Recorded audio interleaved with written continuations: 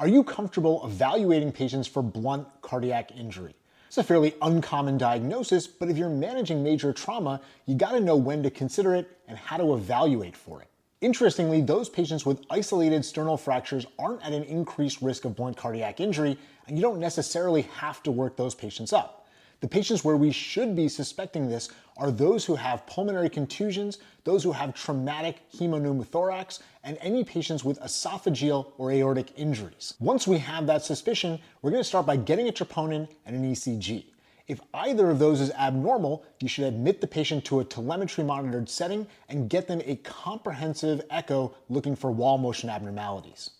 Of course, these guidelines were created in a time before high sensitivity troponins, and we know that many of our patients, even those who aren't having any ischemia or cardiac injury, are going to have a positive high sensitivity troponin.